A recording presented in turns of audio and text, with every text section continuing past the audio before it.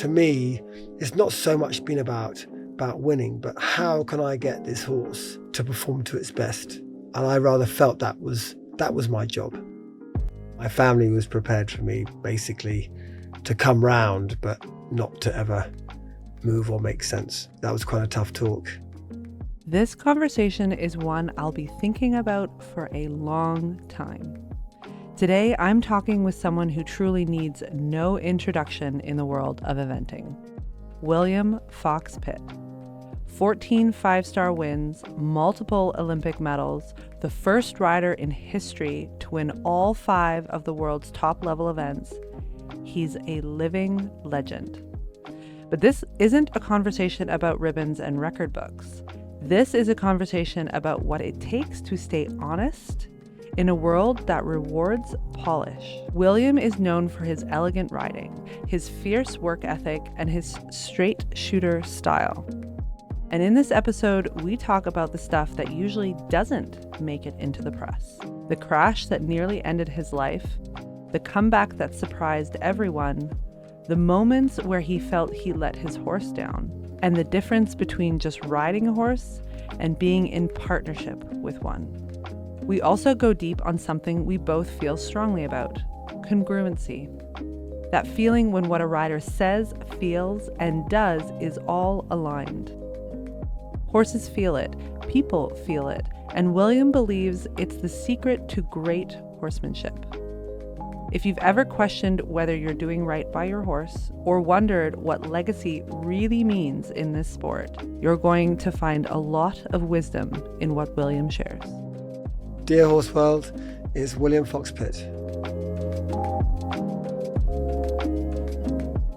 Everyone I've talked to about you is like, he's a total open book. And I was like, Oh dear, what my does that mean? Favorite person. But it's because, again, it's congruency or straight shooter. I like the way you call them straight. Simple. Simple? I'm simple. I Mm. quite like simple. I always say, a bit thick is a bit good. I like a horse as well. I like a horse. A horse is not too bright is often a good horse. Okay, wait. Let's unpack that because I want to know what that means. Tell me what you mean by that. Simple. If you're a bit thick, you're a bit simple. And you don't want horses with a massive imagination. I want them to be a bit simple. Interesting. Don't you think? Much easier. Well, I certainly think that simplicity offers for a lot more sometimes a lot more harmony and a lot more like happiness for people. And I definitely have heard a lot of times people in the studio say, love like a sweet, maybe a little less smart gelding. Yeah, I think probably if you look at our world, many people are much happier if they're a bit thicker. I think sometimes if you're a bit too bright, Yeah. you're not, you imagine too much stuff and you worry and you imagine and you fantasize and you complicate. If you're a little bit dim, it's a good thing.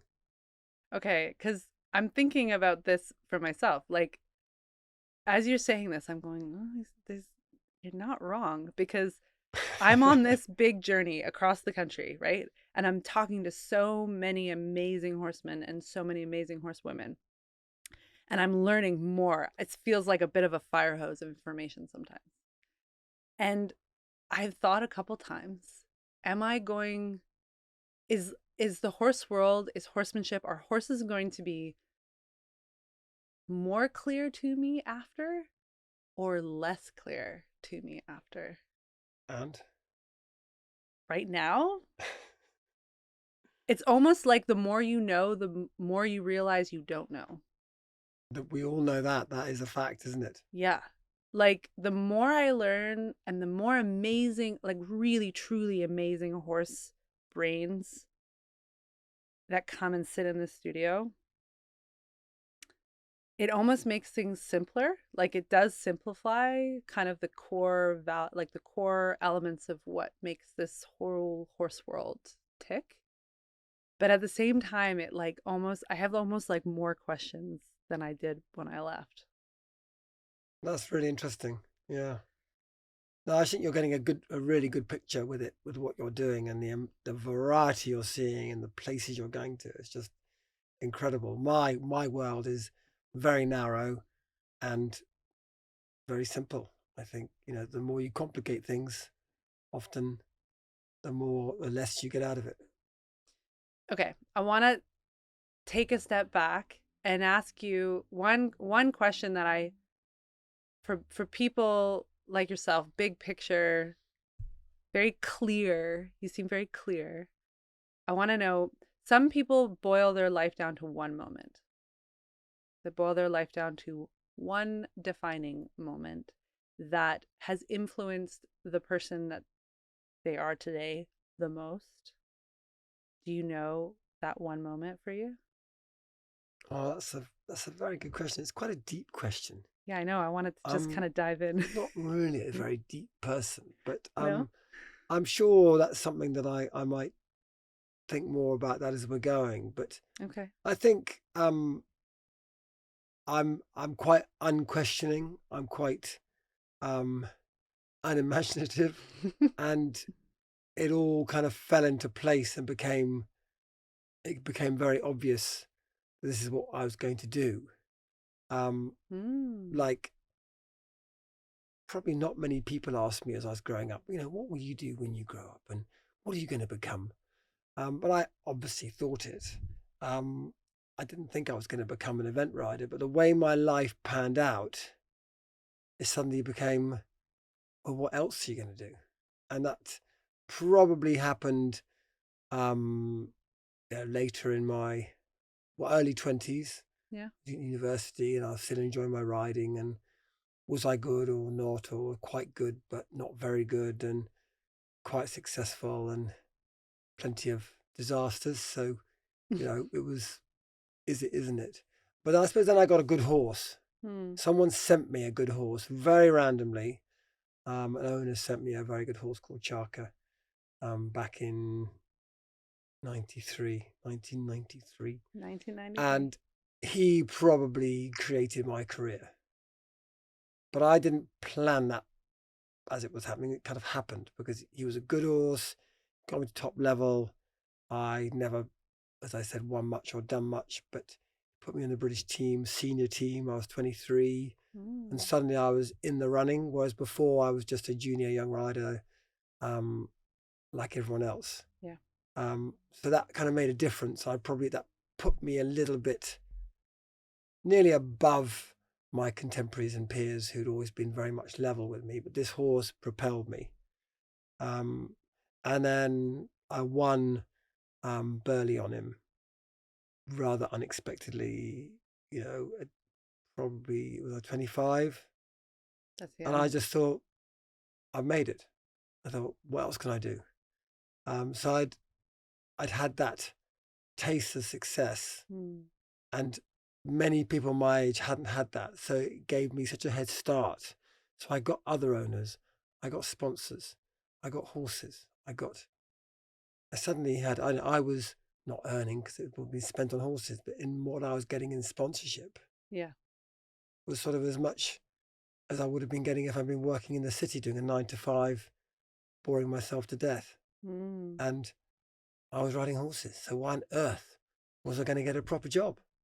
I was going to carry riding my horses. Never mind the fact that every penny I had gone onto the horses. But that was, that kind of put me in a very confident position to kind of pursue horses for a while. And I think as a growing up boy, what was I going to do to earn my living? And just riding horses wasn't going to do it. But suddenly have a sponsor and have a career and have a future coming forward maybe gave me that idea that, oh, this could be my life. And it has become my life. And now I'm very lucky because it's moved on, and I'm now doing, all sorts of training all around the world, and I love it. Do you believe in fate? That probably is what you'd have to say it was. I mean, fate or luck or circumstance or A cocktail it of was all certainly, obviously I'd enjoyed my riding and I worked hard at my riding, and I loved the idea. I was really supported by my mother, who was doing everything at home. I was off university in London, and she was the one managing my horses back home and supporting my horses. I wasn't there Monday to Friday. Mm. But that was a family deal as well. Yes. She said to me, when I left school, she said, right, well, you either give up horses, and get a job, Yeah. and not go to university. It's up to you. Yeah. Or you go to university and we'll support your horses. Well, obviously, That's I'm a pretty going to go good to dig. university. So it was quite a good deal. Yeah. So I had that support, which is a huge, huge head start. Okay, so you said to something that now you're training. Okay, there's a saying that to live a full life, you spend the first part of it learning, you spend the second part of it earning, and then you spend the third and the final part returning. And so I'm curious if you were to like summarize those three, because you're sort of in, it sounds like you're in your returning phase. And everyone, I've heard some really amazing people talk about if you can do all three of those things and you can form and shape your life around those three things, and you will have lived a full life, a full and balanced life, and you will leave a legacy in some way, shape, or form. So what do you think, if you were to summarize, what did you learn in that chapter? Like before you really made it, which sounds like it happened at 25, which is really early for a lot of people. Most people are still learning at that age.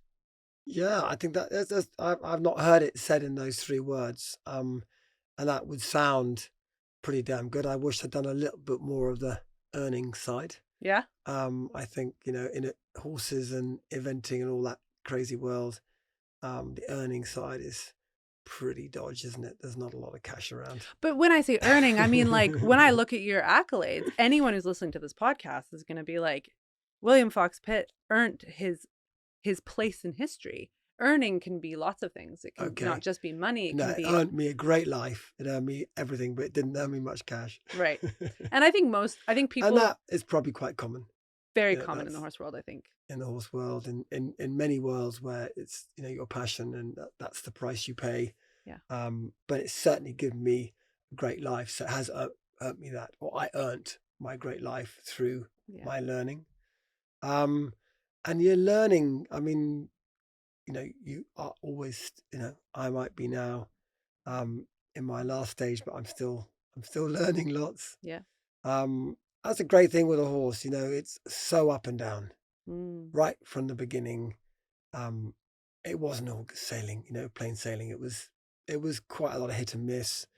I was quite resilient, I suppose. So I would always, I was brought up to get on with it and not feel sorry for myself and to think about what's next, not think about what's happened. It's what's next. And I think horses I've been very lucky to have had horses coming through. So if one doesn't make it or doesn't quite stay right, you've got to move on. Come on.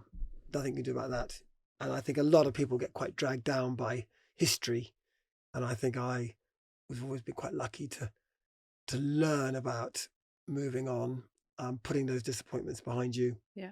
It doesn't need to be kind of common knowledge, but, I lost a very good horse at badminton when I was 22.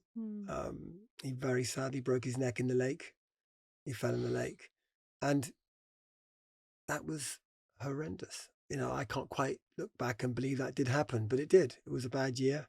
Same terrible year as poor Karen O'Connor lost her lovely horse at badminton. It was a bad badminton year for many of us. But when you're young, I can remember trying to revise for my finals the week after that, going, how can I think about my finals now? I felt so gloomy. But it was, a very good lesson. There's nothing you could do about that. And you had to really say, sorry, shit happens and got to deal with it. So I've learned from a young age, you have to deal with it. And I've been lucky to have had the good moments to give me a boost and give me a push and to encourage me. But I've had, sadnesses. I've had lame horses. I've had lost owners. I've lost sponsors.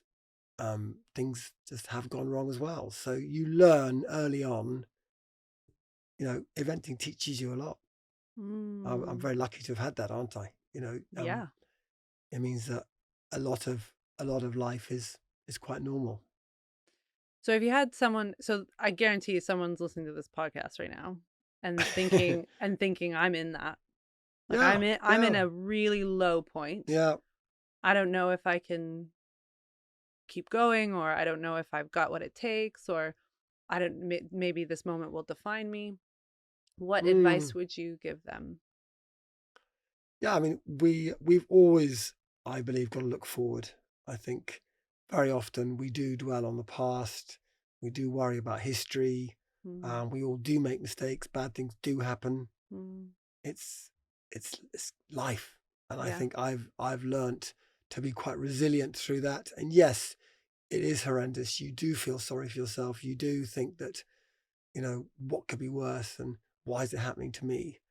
But it really does. It happens to a lot of people, and it's so normal to have those knocks. And I think, being a success or making a go of stuff is having that ability to put that in a compartment. You have to acknowledge it, you respect it, and you deal with it, and you move on. And I'm quite good at not carrying too much baggage. That sounds a bit dramatic. It's not baggage, but awfulness Shake it off. has happened.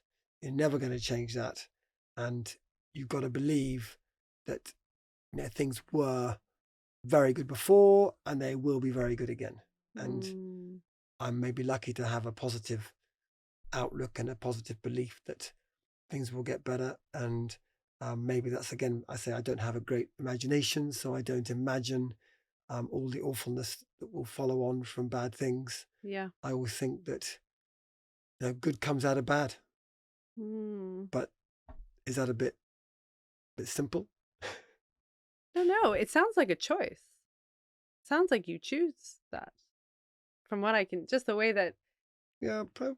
Maybe it's a bit of nature and nurture, right? Like it sounds like a bit of a way you're compositionally made. Yeah, right. It probably is in me. But also, like I think we choose when moments happen. You choose how to arrive at that moment, right? Because if you've had all of the disappointments and all of the sadness and the accidents and the things that have happened, and you have had, like, for all the things, and anyone can look at your resume and think, wow, like this guy's done some stuff. It's all gone plenty wrong.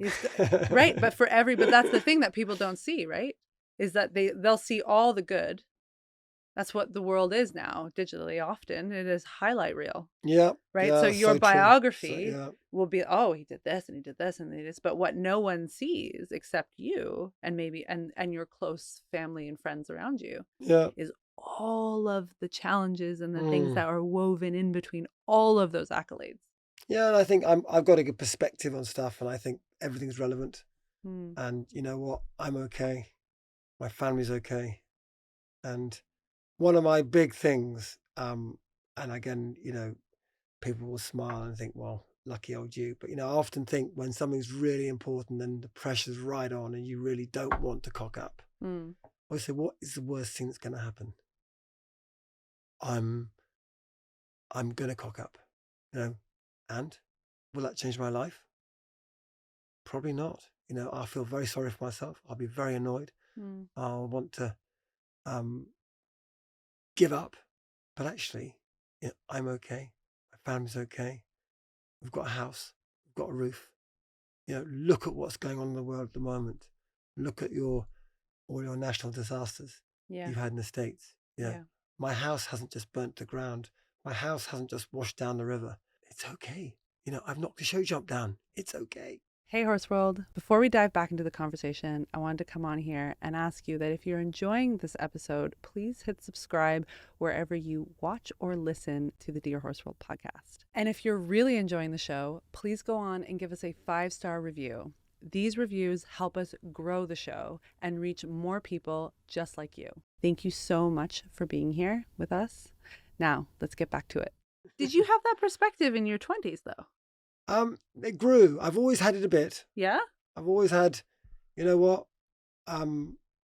There's always another day. I've always had that in me. Come Wow. on, this isn't it. That certainly came more in my 40s, I would say. Yeah. I can certainly remember going, for example, into badminton, show jumping, and thinking, I've got to jump clear, I've got to jump all the time, oh my God, it's going to be awful. I think, you know what?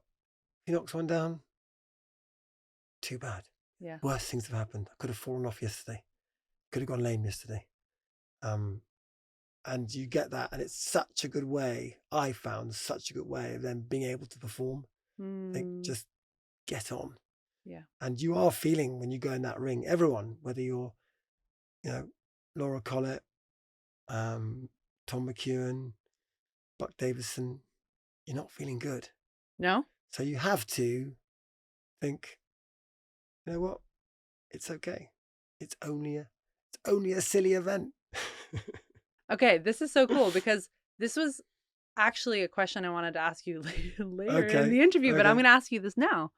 Okay, so when you're, and I'm so interested to hear how you feel about this, because it kind of feels like you already kind of shared it. When someone is defined as iconic, and a lot of people who I've talked to leading up to this, like people say William Fox-Pitt is iconic. Okay, so then what happens is... It's been around a long time. He had a good stab at it.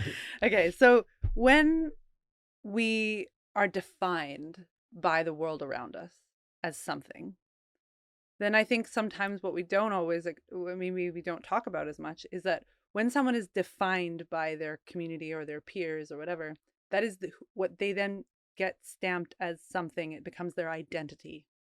Now, the shadow side or the challenging side of that is that it becomes your identity, so that you are like, this is who I am nothing around this. And that's why so many Olympic athletes, and some like Michael Phelps, who talked a lot openly about it, is they go and they win and they make history and they win the most Olympic medals ever, or they break records. And then when they retire, they're like, who am I? And they go through these huge, deep bouts of depression or self-identity crisis because they're like, who am I if I'm not this person? That's quite a deep question. Sorry, William, I'm going deep with you. I think that's really interesting, because that is anyone that's had a sort of successful career. Yeah. Is you go from being Michael Phelps, God. Yeah. And suddenly you're not going to be recognized at Tesco's or, wherever it is, filling up your car at the petrol station. Yeah. Because, you've been and gone. But I'm again, I'm probably a bit weird, but I do think life goes in stages, and I am quite philosophical, and I've had a great time, and I do believe that nothing is forever. That period of your life is borrowed. It's a lucky stage that you're living. And you're not going to be who you were. And I joke about it with people sometimes when they ask me for an autograph.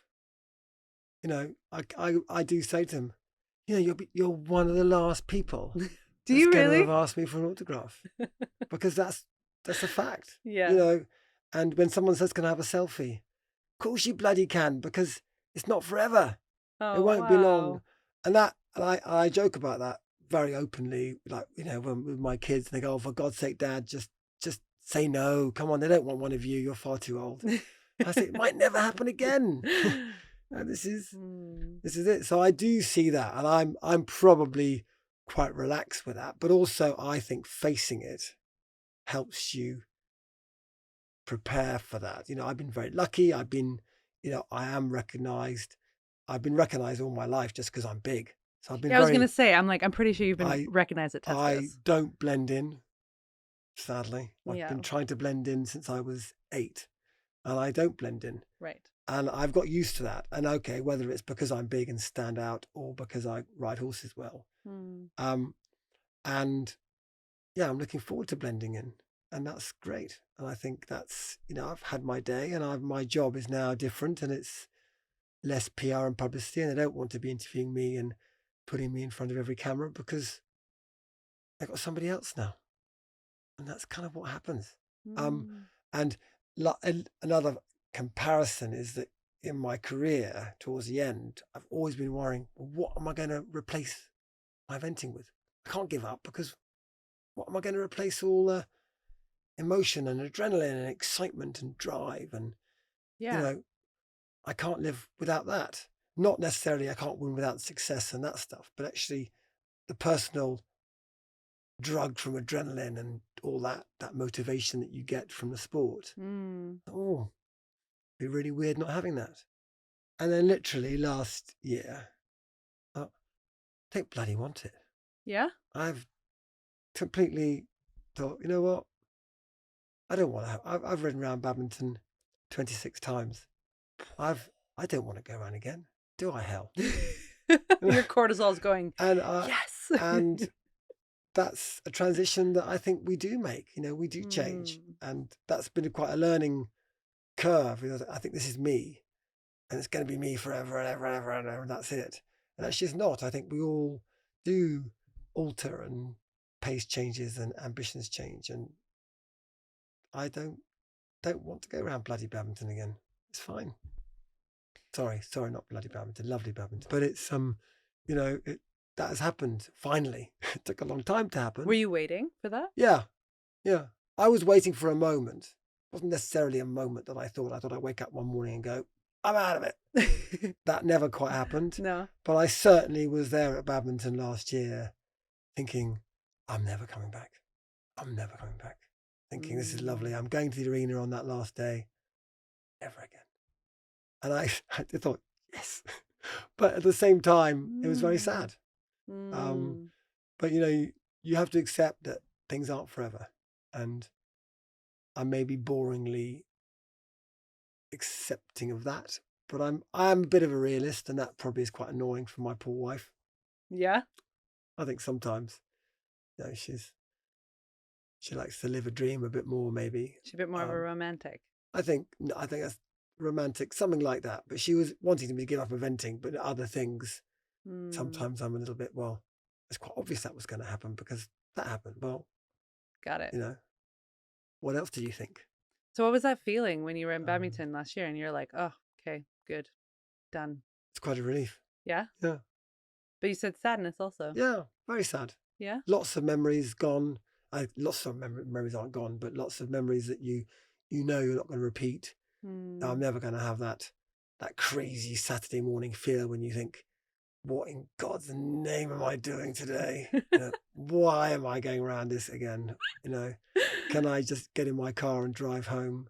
Is that what happens like on the morning of like the cross country? You're just like drinking your tea going. Yeah, you do increasingly. Obviously, when you're young, you're not feeling good, but you're actually here to do it. And then as you get older, you're thinking, really?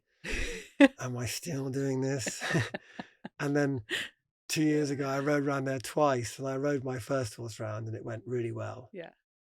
Don't want to ride my second horse round. Don't want to go around there again. No. I mean, what am I doing? It's not going to go well twice. Did it? And it did. Yeah, it went really well twice, and it was great.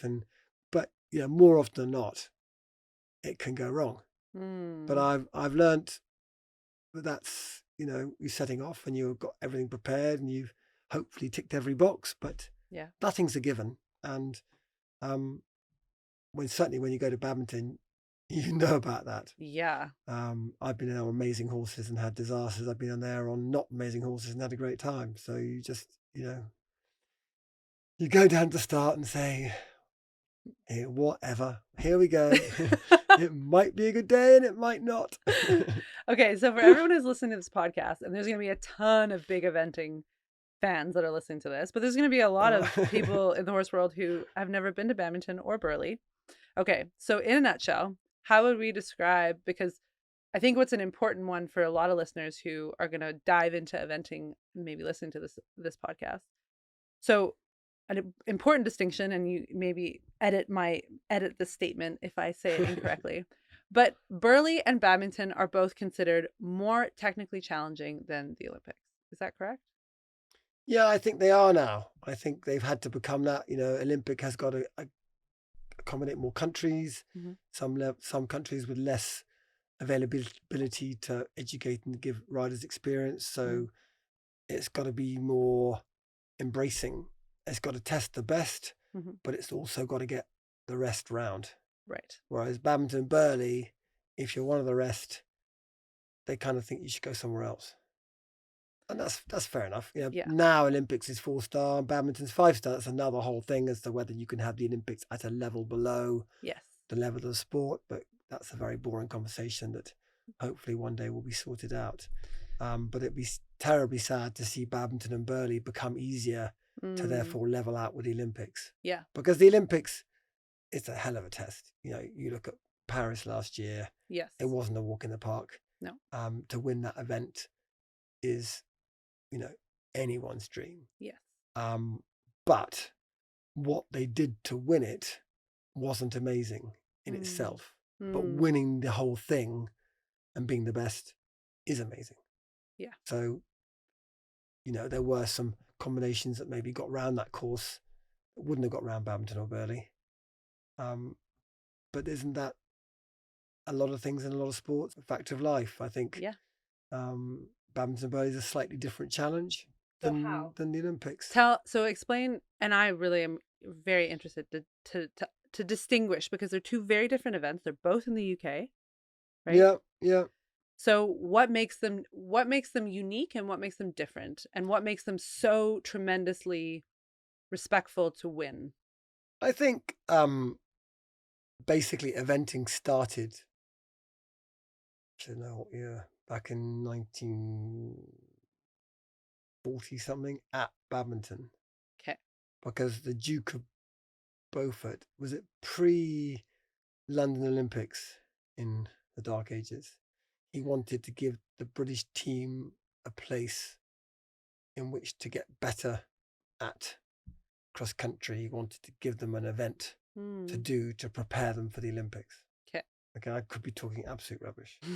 So he decided that badminton was going to be the venue. So he created a badminton to produce our best riders. So it became the eventing place historically. Then it developed and it became, you had a badminton, you had a big and a small badminton. So you had a big class badminton and an easier class badminton. But still, of their level, you still had the best in England. In that day, you certainly didn't have anybody coming from abroad. You might have had an Irish rider or two, but that would have been it. Okay. Certainly no one would have come from France or Belgium or America. Wasn't hardly possible, was it? Sure. Yeah. So historically, it became a training ground of eventing.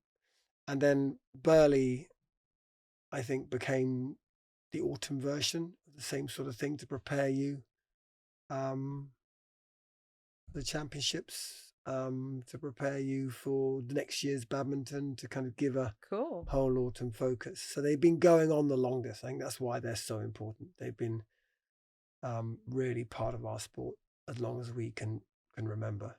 So it's like hallowed ground. Yeah, I think that's basically what it is. And, you know, I can even remember when I first became a senior back in 1980, probably 1989. I can remember going to senior team training in Badminton Park, and we stabled in the houses, historical stables, and we rode in the park and we were trained there, and you really thought you'd made it. I mean, honestly, you were there. I was riding Ian Stark, Jenny, obviously then Holgate, Jenny Lang, Lucinda Green, and you just really felt, looking back, part of history. Yeah. So yeah, very carries all that weight. Whereas if you look at other events, they're just that much more in the modern sport in the modern day, and we're just lucky to have them now, but they haven't been around as long. So I think they don't have that same gravitas. And then the Olympics, again, before was always pretty serious, pretty major cross-country courses in crazy places, in crazy temperatures, in crazy ground, and all sorts of things. And now it's become just quite sanitized, quite safe in our health and safety world, like everything else. Yeah. And it therefore has lessened its challenge. Hmm. Were the was there Olympics in Kiev Ooh, good or a World question. Championships? But I can remember whenever it was in Yeah. 1970 something, there was a championship in Kiev, and 70% of the field didn't get over number 2 on the cross country. What? And that was amazing. Everyone thought that's the sport and it's survival and get over it. And there's a picture, I think, I know of Lucinda Green getting over it, Wow. and flying over this crazy angled ditch and rail thing, spindle rails on a ditch with no sleeper, nice edges. Everything was rough cut, and most people ended up in it. And they all carried on, but they had a fall. Yeah. You didn't retire in those days. You carried on with a fall. Really? And probably fell later on as well and carried on. Whoa. So it was really, military, not a fighting sport, but a It's a different nature. tough game. Yeah. You could still get a team medal with a fall on the cross country because another country had more falls. And Wow. if you got round with no falls and no refusals, you were one of very few. That was a challenge. Different nature. Yeah, it was a. But I also think the times that we live in shape so much of how the horse world is, right? So we're talking about times where this horse sport and the world of horses, competitive horses, is still very shaped by the war. Mm.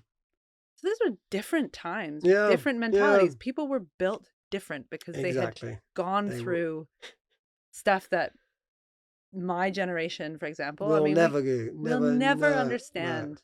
We'll no. never understand. No, you're right. You're so right. Those people were tough, and the horses were tough. And I don't think horses and riders got killed any more then than they do now.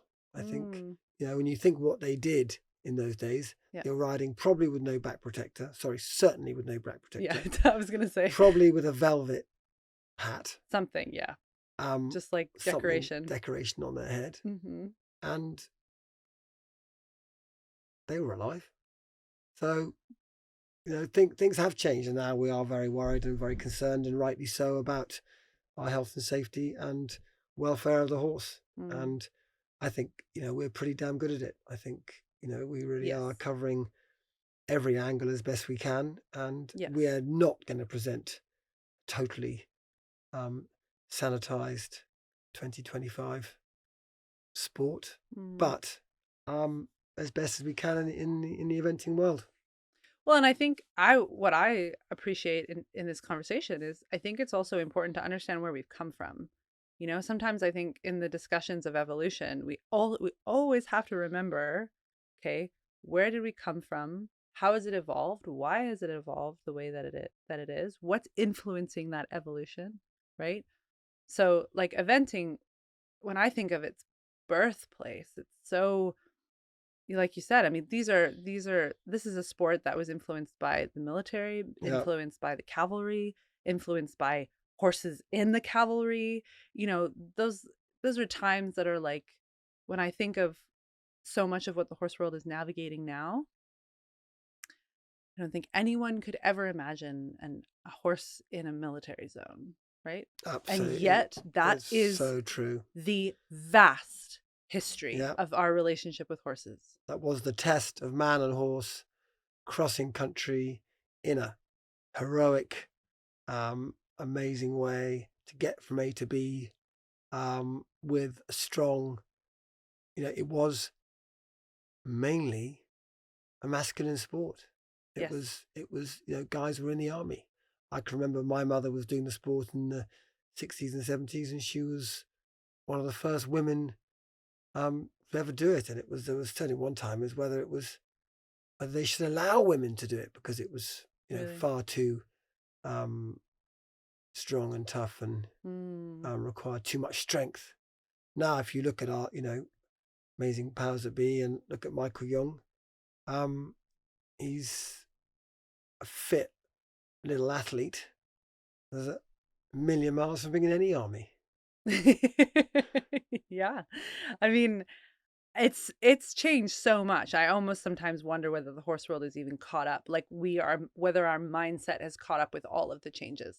And I think sometimes when I look at what's being discussed and how it's being discussed, sometimes I don't know if we've, like, I would say, emotionally caught up with all the changes that are taking place on It's a a big deal. yeah, like Yeah.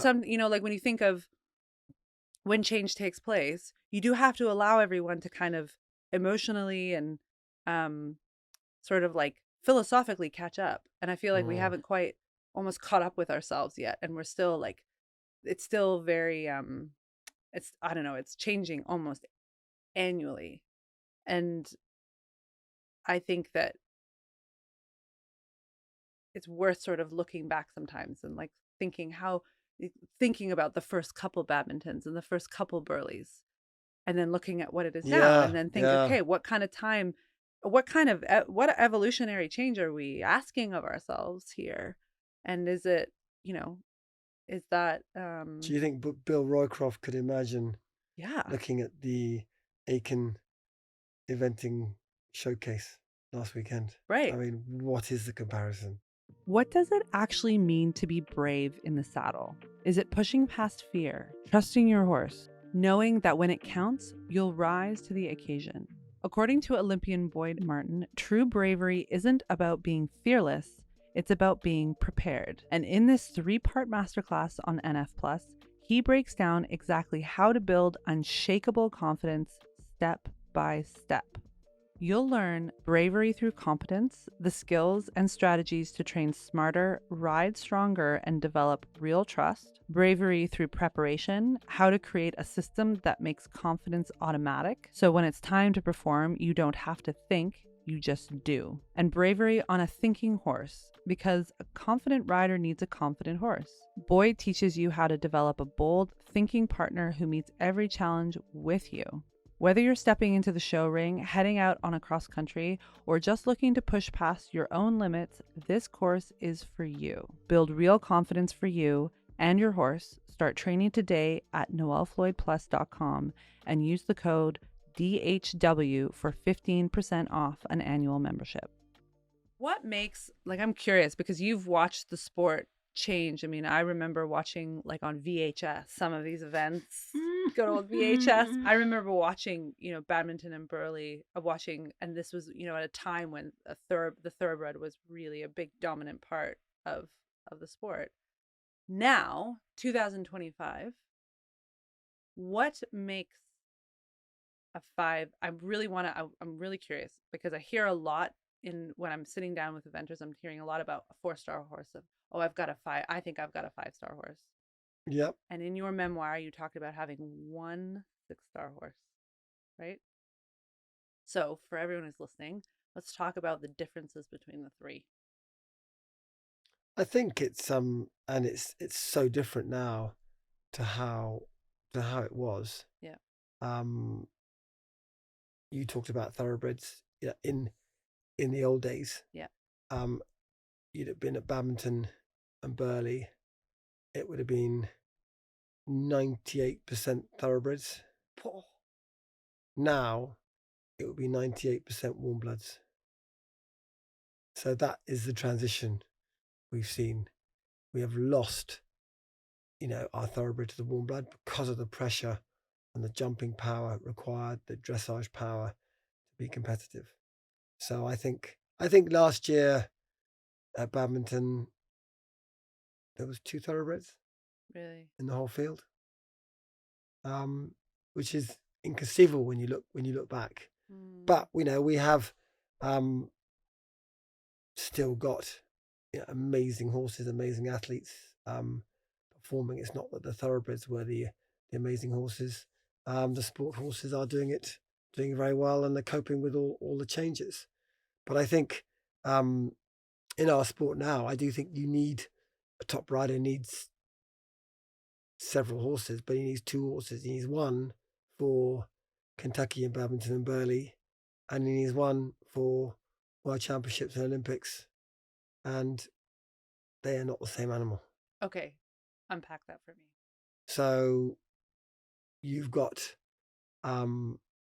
the physical demands of those traditional events are coping with endurance as well as jumping, as well as terrain, often temperature, and they got to gallop pretty well for 10 to 12 minutes, and come out on the last day. And I suppose very simply, when you're coming down to championship level, you're coming down in time. Cross countries are shorter. Mhm. They're often in a place where the Olympics are, or the Equestrian World Championships are, which is a venue that maybe is not ideal. So they're trying to make best of a park or a games ground or a Yep. somewhere that's nearby. So you're all quite squashed in. So you don't have the terrain, you don't have the space. Hence why in 2005 and 6, they got rid of the long format, basically because they didn't have, so many events no longer had the ground to put phase A. Phase A used to be about 6 kilometers. Oh. Phase B was probably, oh God, I should know, 3 kilometers. And that was steeplechase speed. So we go cross country at 570 meters a minute. Our old steeplechase at Badminton was 690 meters a minute. Quite a lot quicker. Whoa. And I would say that quite a lot of amazing horses now couldn't go that fast. No. Hence why the thoroughbred was Hence why you needed a thoroughbred. And you used to have Badminton used to be 5 minutes of that. So you go 5 minutes at 690 meters a minute. And this is your warm-up. So then you did your rows and tracks, which at Badminton was 13 kilometers. What's that? 8 miles, do you think? Oh God, don't ask the Canadian. No, I'm not very. Don't ask me. I should know, and I should know. But you're out there for 40. I can remember Badminton phase C was like 52 minutes. So Wow. you'd be trotting, walk, trot, cantering, having done the steeplechase 52 minutes, and then you'd have your 10-minute halt. So the vets would check you. You get your debriefing from the trainers and team trainers and everyone else. Horses get washed off. Yeah. You would let the horse recover. Basically, you come back from phase C, he'd be panting, not just breathing. He'd be panting and dripping when the weather was warm or going through wet ground. And then you start your cross country, which would be 12 minutes. Wow. So you were starting off with a horse that was already sometimes half empty. Whereas now you get on for 30 minutes before your cross country. You whiz around, you jump a few jumps, warm up, everything's washed off and calmed down, but the horse is never really puffing anyway because you've not done much. And then you whiz off around the cross country for championship and 4-star level, 10 minutes.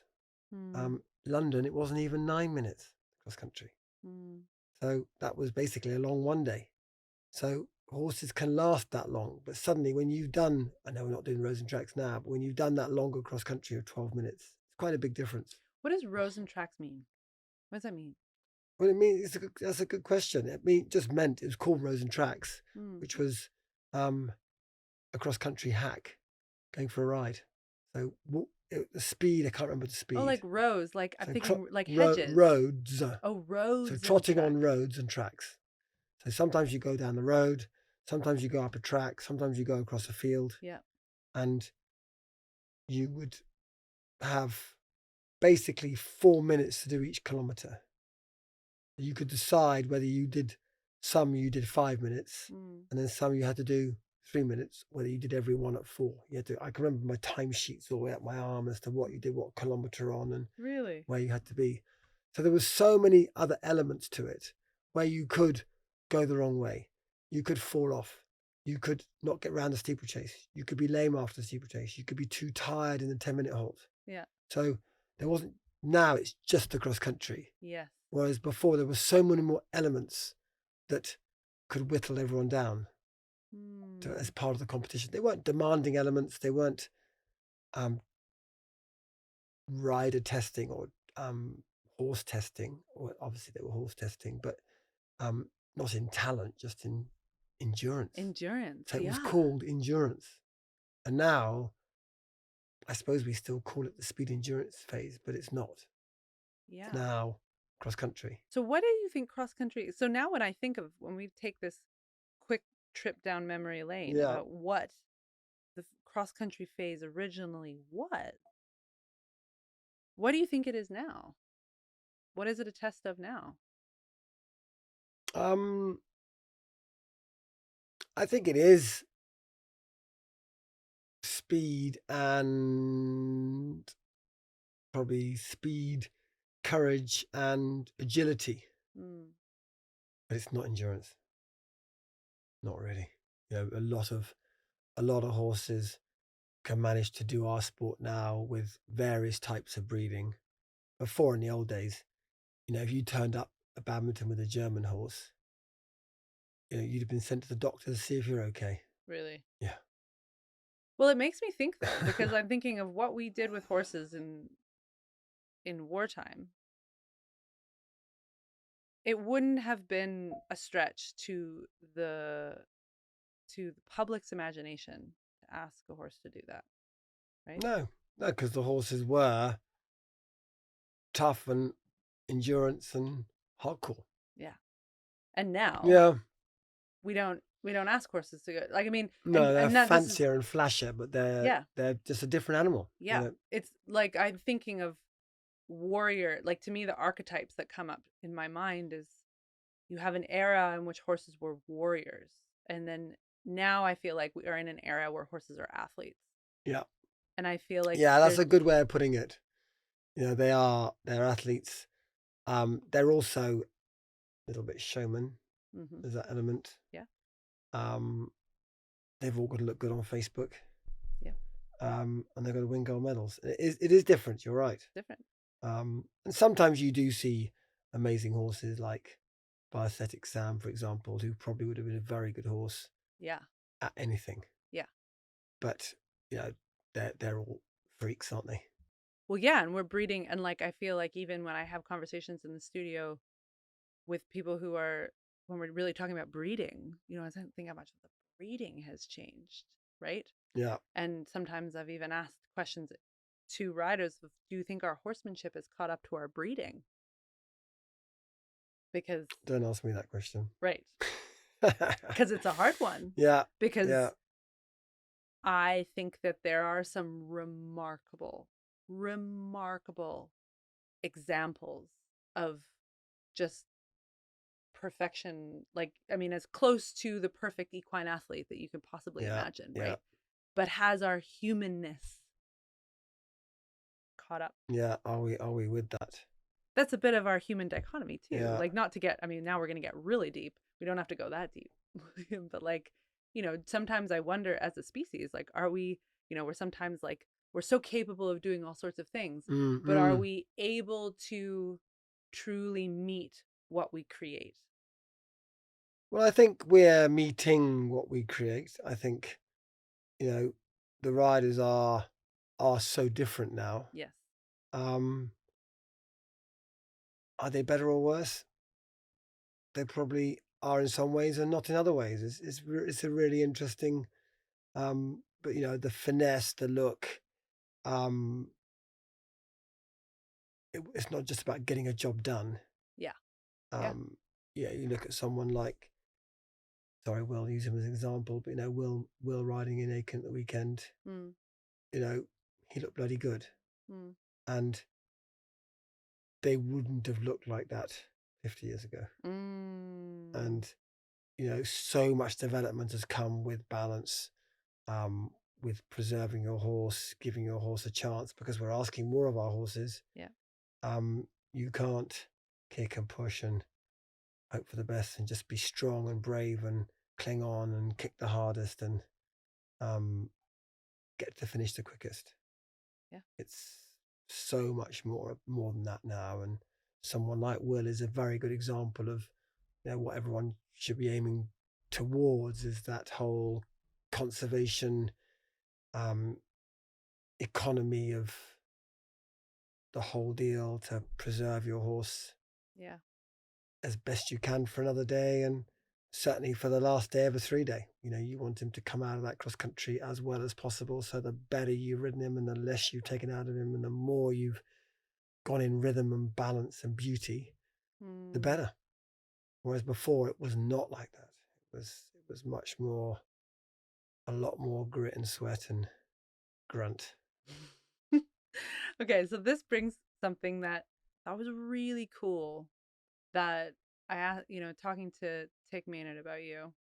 He said that a lot of riders would say that William Fox-Pitt will actually leave 2 points on the dressage scoreboard if it means that that horse will come out the arena with a more positive mindset. Is that true? I've not really thought about that. I think that if I'm looking at the end result, it depends what the end result needs to be, and you've got to decide where your strengths and weaknesses are. Certainly, I'm not so sure I could be quite so luxurious as to choose that I'm doing that in the dressage. I think I'm slightly clutching at every mark I can get hold of. But certainly I know I've had a few times where on the cross country, I know that, if I want that horse to be good and jump well on the next day, he needs to maybe not have been pushed to his extreme. And if that means I'm getting a few times on the cross country so that I can jump the next day and hopefully jump well, I might just take a deep breath. I wouldn't be someone that is going to go out for broke on the cross country because that's cross country day and then hope I've got a horse that can do it on the last day. I'd like to think I've given him a chance to be a good horse on the last day. And maybe that's not been quite competitive enough, but I would find it hard to ignore what I was feeling versus, what I require. That's why brings me on to the whole discussion now, talking about Olympic Games in LA. I think they've changed their mind, but initially they were going to run show jumping before the cross country, the team event. Oh, yeah. And then the individual event was going to jump again afterwards. I think now they might have changed their mind. I've heard talk about it, but I should know these things. But, it's 3-day eventing. So in my opinion, it is about competing that same horse through those disciplines and finishing the event with a fit, sound horse. He might be tired, but still, I want to see that horse coming back to my yard and being okay and being able to fight another day and having had a good experience. If, maybe I'm speaking out of turn, but I think if you turned it round and you did the show jumping and then you finished on the cross country, I think certain horses would be pushed beyond that point and would be finishing a bit exhausted, maybe having had that last bit pushed out of them, which the rider knew he didn't have to quite save his horse because he's got a good holiday now and he can have a month in the field and he'll be fine, because he hasn't got to jump that last day. So I think that jumping that last day is, I'm using it as an example, but is why I think in eventing we're quite good at preserving our horses through the thing so that we get the best out of him at the end. And it might not mean getting the best out of him in every phase. It might be getting a bit more here and a bit less there to get a bit more in the next bit. Yeah. And I think that again with speed and endurance came into play. Now, if you're looking at, I go back again to, Paris Olympics, 9.5 minutes, a bit more. There weren't many horses that finished out of breath at all. So you not got that judgment to make. You had to go flat out inside the time to be in the hunt. And you certainly weren't thinking of saving your horse in the cross country so you could jump on the last day. Some horses were still injured and couldn't, and that's our sport. Things do happen. But I think that wouldn't be a rider's thought process. Whereas probably in the old-fashioned days, you could decide, well, actually, that's really tough. And I used to have discussions with our old team trainer, Jill Watson, and she said, you know what, if you want to get your horse through that, I think you should get a few time faults on the steeplechase because your horse isn't the fastest. And I think, to go round the steeplechase okay and then be able to attack the cross country, you'll have a lot more in your tank through that and for the last day. Makes you And like a those chess are all player. discussions that you used to have, and now they're all gone. It's not like that anymore.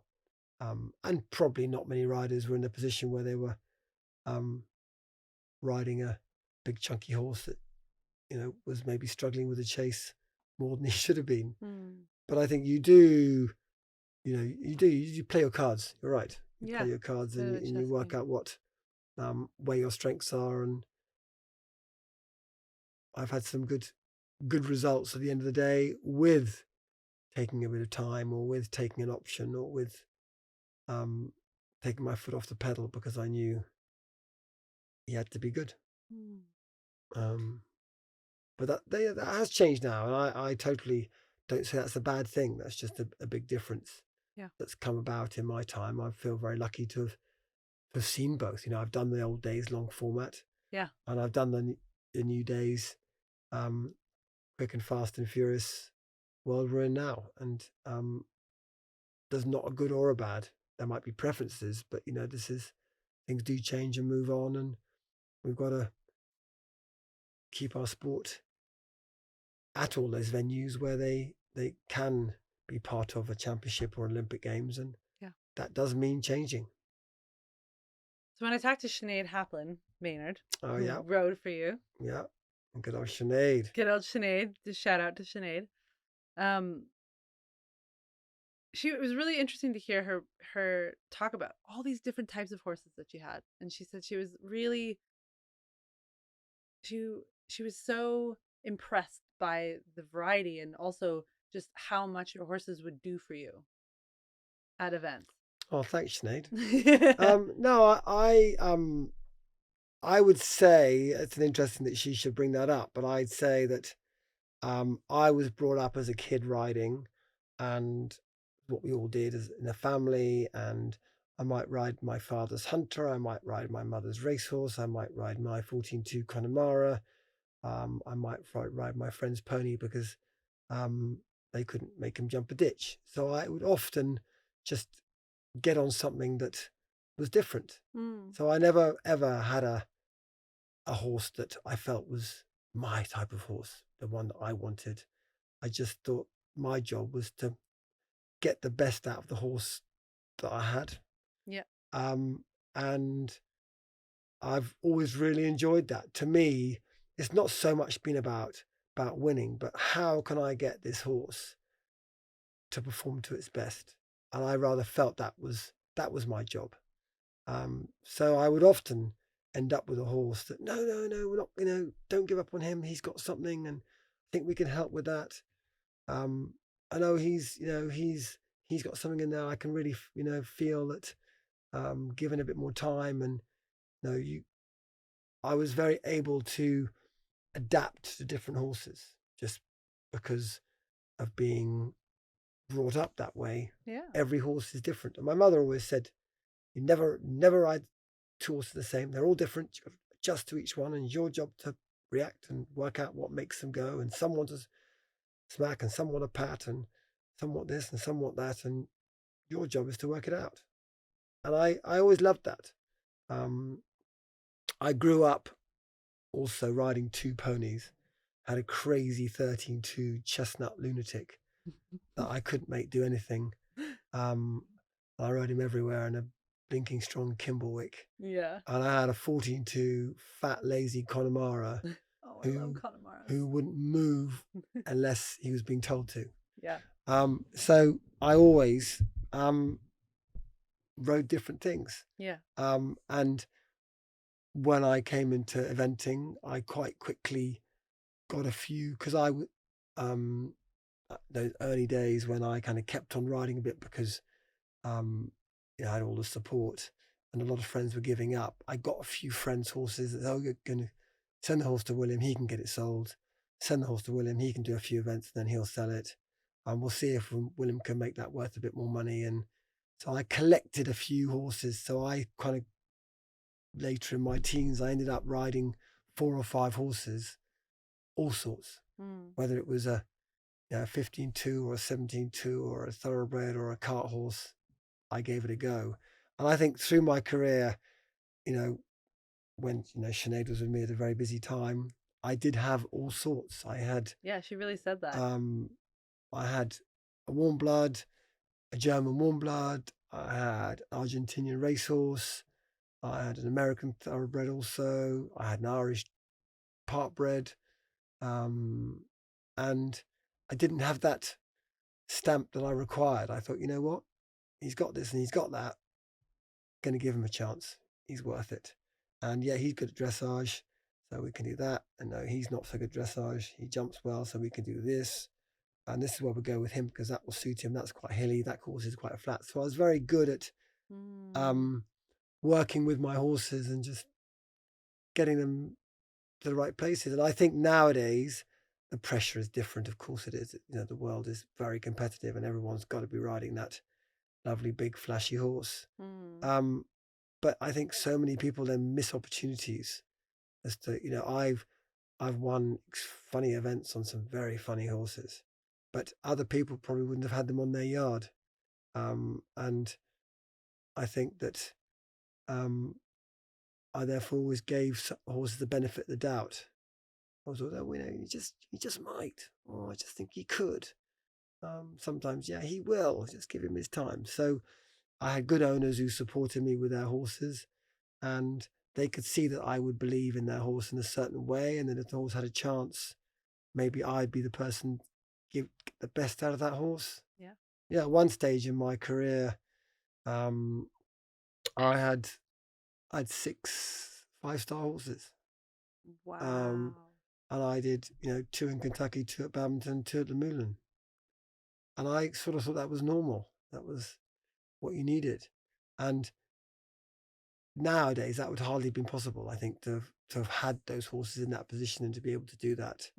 There's so many pressures that, you know, he's not good enough and no, he's not going to stay sound long enough. But, you know, I just would always say, well, why not? Just give him a chance and give him a go. And therefore, something will go right. Plenty will go wrong, but something would go right. And it was I'm very lucky to have had that chance and that attitude. You leave it open to chance, like a moment of opportunity, right? I think I had the opportunity of, I could easily have said no, he's not quite mine, no, he's not quite this, but I suppose my chance was just giving a horse a chance because I thought it was my job. I quite was challenged by, you know, I can get the best out of you. You might not do that, but you're going to do this, and I can help you do that. And I really enjoyed that, and that's probably why I had so many horses. But nowadays, you wouldn't, because they wouldn't be thought to be good enough to be worth it. So, you know, if you're looking at the top riders now, yeah, how many do top riders have?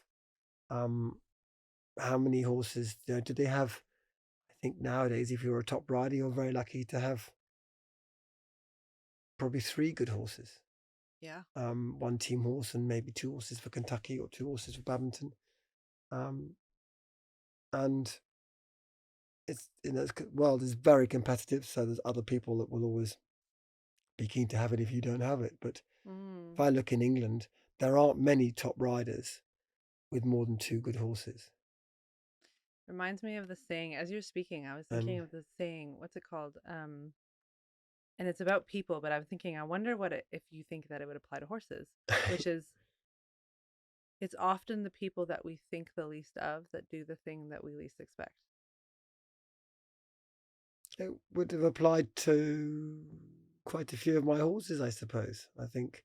But I also think it's not what you think of. An opinion is one thing, but also a belief. That positive belief, I think, goes a long way. When you really believe there's something in there, you often bring it out. And I think probably I was a bit naive, but I would always give a horse a benefit of the doubt. Do you think they feel that? And they do, yeah. They always feel that they're, what's the word? Not appreciated, but they're given that confidence. They've given that belief. You know, we can do that. You know, I've had some, you know, clumsy horses that have become more careful because I believed they would clear the jumps. I wasn't always trying to trap them and train them to jump the jumps, but I believed that there was a clear round in there and to teach them to jump better, to jump around. And the scared horses I've had who are not very brave, that I could believe there was a chance to make them brave. A chance, there was bravery in there that we could nurture. What you did, how you rode them, how could I make this horse a bit more brave? I might not have been very good at dressage, but some horses I could get a better result from because I expected a bit less, or I just made them feel better about themselves because I thought, what you're doing is actually quite good. And then they got better. If you'd always said, oh, it's not good enough, I want more, I want more, I want more, the horse would have kind of shut down. But I would say, actually, you're doing really well. You're doing good as you can do, and I'm not expecting any more. And suddenly, before you know it, maybe you can do it, and maybe he can do an extended trot, and he believes he's got it in him. So I've had that slightly kind of horsey side to me that's always enjoyed that bringing out the best. And I think, again, I was lucky because I had the chance with owners and sponsors and I could do it. And I think nowadays the pressure is on so great that people think, oh, he's not going to be a winner anyway, so can't waste time on him. I've got to find something that is going to be better. And then very often they end up with nothing. Whereas if you just give enough horses the chance, naturally they've got to have certain things. But like what? I wanted to ask you that. They've got to have an athleticism. They've got to have a temperament that is developable. Those are my two things: good temperament and athletic ability. And how do you measure then you can train a lot of the tricks. But how do you measure that? You have to feel that. You have to see it or feel it, that the horse has got that real, I know very quickly when I get on a horse whether I like his mind or not. Can you describe that feeling? Yeah, just straight on, whether you got a horse that's with you and works with you, and one that just says, this is how I am and that's the best, I can't do anything, that's it. I felt trying to think of a horse, but I've definitely had horses that you feel they are a million miles away from you because they don't know you, but you feel that there are moments where you've absolutely got that connection that will develop. And there are sometimes those horses that are absolutely with you, they're kind of a little bit of a blank canvas and they're so easy and they're so there. But actually, when you open a door and say, how about it? They can't even look at it. They're so in their own zone. They can't see that. So you got to feel a horse that can be that extra dimension to what you're trying to achieve. He's got to be able to add to that. But I think I've been very lucky to have had a lot of nice horses, and I think that's where I'm using the word luck again, but I have had the good fortune, and I think it was that those horses have come my way, whether it's been from circumstance or whether it's been because someone's seen me doing well on another one and seen comparisons. Yeah. But I've had I think I've ridden 11 horses in the British team, which is quite amazing to have had that many good horses. Yeah. In your career. Some obviously did a team 2 or 3, 4 times, but 11 different ones. I was in a British team for a very long time because I was going for a very long time. But between my first team was in 1993 and my last team was in 2000 and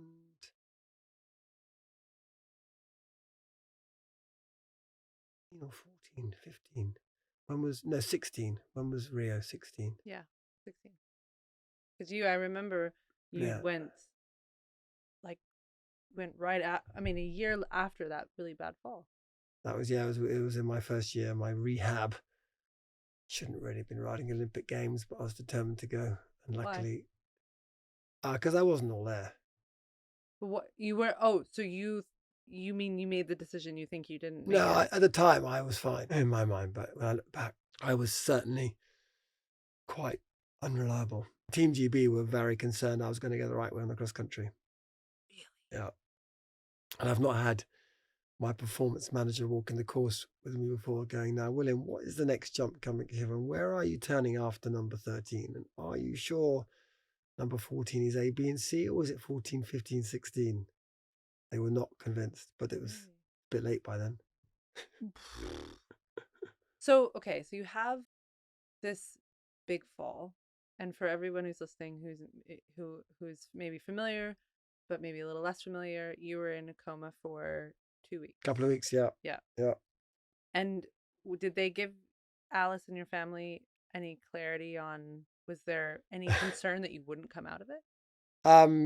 Yeah, there was. Yeah, to be honest, it wasn't nice. They were pretty sure I was going to be a vegetable. Yeah. They said with the response that they were getting and the signs were not good.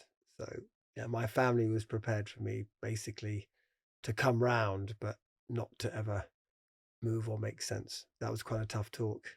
Wow. But I was in a coma, but part of it was an induced coma. Yeah. Because when I come round, I would have fits. So they had to keep me in a coma to stop me fitting. And literally, I was strapped to my bed for literally for 2.5 weeks. I was tied to my bed, arm and leg, and Wow. luckily I have no memory of that. And actually, I suppose luckily because I'd broken my neck as well, so it was quite lucky that I couldn't then move.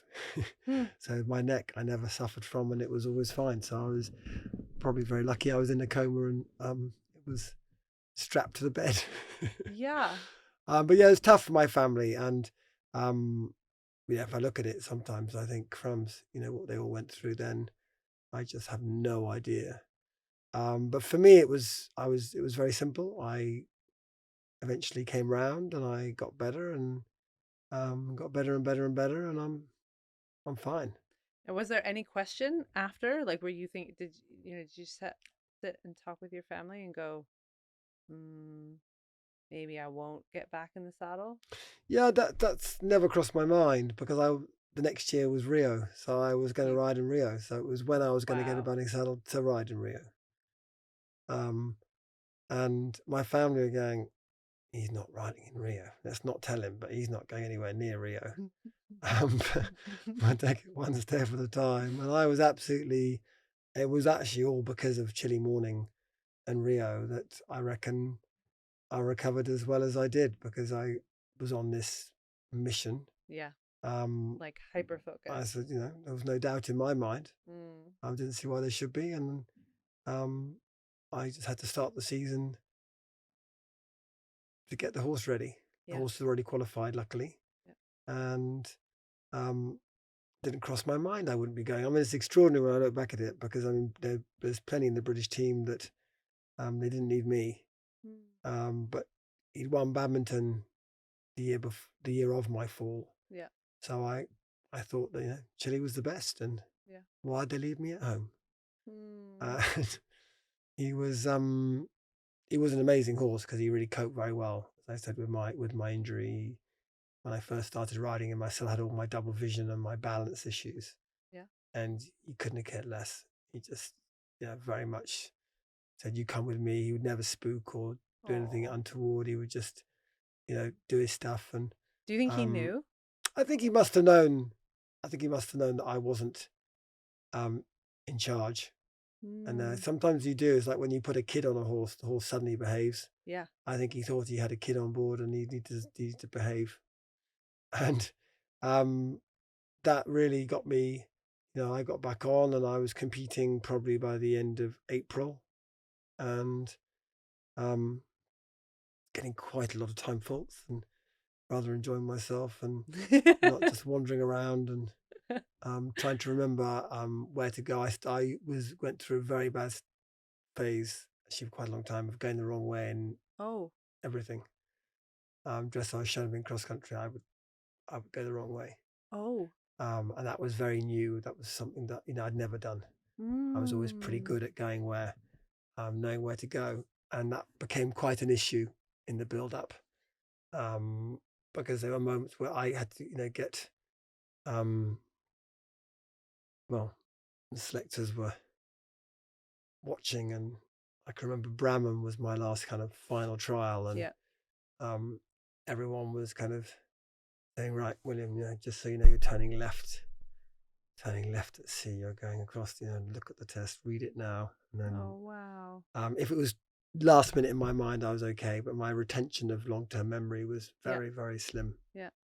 And everyone was learning that. So people around me were really aware of what I needed. So I had a lot of support for a lot of people. Mm. And, it was all pretty good. It all came off. Rio didn't quite go to plan, annoyingly. Mm. But it was quite a miracle. I went the right way in the dressage and then led the dressage. That was quite a fluke. Yeah. And then cross country, stupid mistake. But that, again, I blame that on my head, but not quite sure whether I would have done that anyway. But I went a kind of long way and then ended up crossing my tracks, and it was just something I was totally prepared for. But at that moment, completely went blank about which way to turn. And I turned the way I thought, and it was the wrong way. So I ended up crossing my tracks at a combination, and then show jumping, annoyingly, show jump clear. I can remember going in the ring thinking, please, Chile, knock 5 fences down, because Team GB are out of it anyway. And I don't want to live with the fact that you could have done quite well. Oh. And he jumped 2 clear rounds of show jumping, little monkey. And no, it was great. He was best of the Brits. He finished in 12th. Nice. Which was nice. Yeah. But it wasn't what I'd dreamt of. But it was amazing that I was there, and it was a real positive. And with what everyone had been through, it was blinking lucky. I want to ask you something, because I've heard it, and I heard it actually referenced by a couple riders in Paris, and I think it would be helpful for the horse world to understand this, because I get a sense that you might feel this way. So there were a couple of riders, and in the show jumping, I can specifically think of, who didn't have the outcome that they wanted. And they, afterwards in interviews, they said, I'm really disappointed because I wanted better for my horse. Like, that this horse deserved to do better. Yeah. And it sounds like you felt a bit that way about Chile. Yeah, I did. I felt that was, he was top of his game, and, I let it get away, and that was not him. And can you describe that to people? Because there's many listening will not understand what it means to feel like you wanted your horse to do. Some people say, well, a horse doesn't really. Does a horse know if they win the Olympics? Yeah, it's a good point, actually. I mean, and the answer is no. But I think, when it's knowing your horse you're on and knowing what he deserves is a very big factor to a rider. And you want, we all talk all the time about letting our horses down and putting them in a position that they couldn't help. And there is that feeling of guilt. And it's a very nice part of our sport, because it's, in most other sports, it's just you, and you just let yourself down, and it's a bloody cock up, and get on and live with it. Whereas when you've got a horse, you've so got that feeling of wanting him to have, and it's only that respect amongst other riders and within the sport, and you want him to have earned his position as a horse to be recognised and respected and admired. Yeah. And that is what gives riders immense pleasure, is to ride a horse, not that's envied, but that's admired. You want, people to say, wow, that's amazing Chile Morning, not, oh, poor Chile Morning, shame about the Olympics. Oh, poor, over to you, fell over, bad luck. You want them to say, oh, that amazing horse, and you feel that things have been so good, you could have sealed that with a performance that he was good enough to produce that performance. Yeah. So you want it. Of course you want it for yourself. But you really do want it for that horse's reputation, his respect, his legacy. His legacy, his position Mm. that he's leaving. You want to say, you know what, that horse was pretty bloody amazing. Whereas if you've done something and he's had a run out or knocked the last fence down or done something stupid, he'll be forgotten in 5 minutes. However good he is, that's just how the sport is. Things move on. And okay, if you won other stuff, but if the Olympics was your moment and you've lost it, you really do feel you've let your horse down. It's just, that could be such a moment. And no, he doesn't know about it, but just as a rider, you really feel you want your horse to, because we do owe everything to our horses. So in having that good horse, you really feel respect for him, and you're acknowledging this, you've done well, but actually it's really thanks to that horse. And if you can't thank him because you haven't won the blinking event, it's quite frustrating that you can't say, look how amazing he is. Yeah. We all know I've done well to ride him, but that's not the point. It's actually, look how good he is. Makes me think that I think at that level, and I think a lot of people listening to this podcast will relate to this feeling. There are these horses that come into our lives that just, it's like a magic feeling, like it's that feeling of, oh, I wish that somehow other people could understand what this feels like. And I wonder whether, when I listen to you, I wonder whether at the top level, when you go to the Olympics and you achieve what so few people ever achieve, right? In the history of histories, right? There's only so many people that can compete and win at that top level. And if you feel like you've achieved something with that horse that reflects the magic or the feeling that they've given you, I wonder if it's kind of like our way of sharing with the rest of the world what they made you feel like. Yeah, I think it's such a combination, and that feeling has been given to you by your horse. You feel that you owe something to him in a way. You feel indebted to him, and incredibly lucky to have had those good horses. And you of course love that horse, and you love him even more because of what he's given you. But it's so, our victories they couldn't happen without the horse. Yeah. So you're of course going to try to make that feel, so part of your win. Yeah. You're really sharing that. And that's what makes eventing a bit weird, isn't it? It's quite different. Not just about a single amazing performance on that day when you are the victory. Yeah. You've actually relied on this amazing horse that has pulled it off for you. And that often doesn't happen. But when it does, it's pretty special. Yeah, I've never thought about it until this moment in this interview. I've never thought of, like, if you had this horse that you had been through hell and high water with, and you felt their capacity to just do amazing things. And then one day, just one day, after all of this work and all of the sacrifice and all of the doubt and all of the positivity and the hope, and you're standing in an arena and everyone's standing up on their feet and they're applauding and they're looking at you and your horse. I imagine that's the closest you would ever feel to feeling like thousands of, maybe even millions of people can understand how you feel about that horse.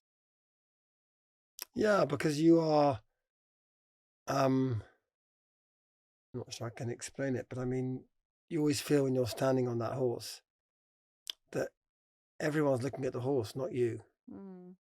Really? I've thought that in every prize giving I've ever done. It's that amazing horse, and that's what people are admiring. How well that horse has done and how much he's done for you and what he's given you. And yes, you've ridden him well, but in all the pictures and all the, I always think that it's about the horse. Would never have, much easier to stand there on a horse than it is to stand there on your feet. Give me a horse to stand in a prize giving line on. Stand me on a podium, it's a bit different. Yeah. I want my horse. Well, I couldn't think of a better way to wrap this podcast than that moment. Okay, so to wrap up every episode, I always ask our guests the same 5 rapid fire questions. Oh my goodness, I hate rapid fire. I think these ones are they're only a little hard, let's say. Okay. If you could read one book to the horse world, what would it be? Black Beauty. I think I'll have to do better than that. I think it's a great answer. Why? Because it's about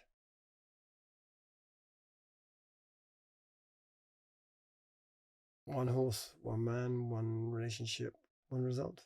Fate. I think it's a little bit. Yeah, a little bit of fate as well. Yeah, meant to be. I'm quite good on fate.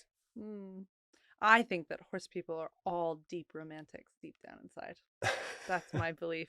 And I think that Black Beauty is like a great, I mean, let alone being like a literature, like, I mean, talk about a line in the sand. Nothing had ever been written like that before. Yeah.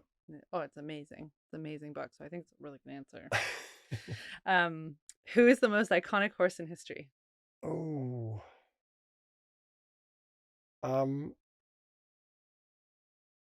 Always that springs to mind is Pepper's Primrose Pride. And he did long format and he would do short format. Yeah. He was a winner. He was a little bit, Pippa had to work him out. Yeah. But I think sheer ease of everything, he was pretty good. And he was big enough for me. Yeah. Most undervalued skill as a rider? Is that a general one or is that a personal one? Can be either. Most undervalued skill as a rider, in your opinion? Planning. Planning? There's a lot of planning that has to go into producing a horse. Not just riding it, just working out where, when, how, what is your aim. I think we all get quite unrealistic, but I think sensible, systematic planning. I'm quite structured in my my aims. I don't suddenly go off on a tangent and dream about something and imagine this can happen and that. I'm very much a realist in realistic planning. I like it. Less, not too much dreaming. Who is the greatest horseman or horsewoman in history? Mark Todd. He just is a horseman, but he's stupid enough to still be riding 2-year-olds, and he must be about 70. Yeah. And you think, okay, you just don't care. You've got that feel, that ability. There's no way I'll be doing that. But he's just a real he's at one with his horses. And then the final question: mares, stallions, or geldings? Well, I absolutely don't have a preference. No. I've won Bamson on the only stallion. I've won Bamson on the gelding. And my last 5-star horse was a mare.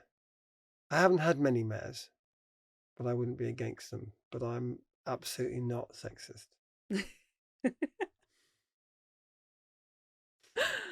I had a good stallion, which again, I'd have said, obviously there are no stallions in eventing to have really, and they're often a bit randy and a bit of a flash in the pan. But one of the best horses I've ever had was a stallion, so it's quite hard to dismiss the stallion. Yep.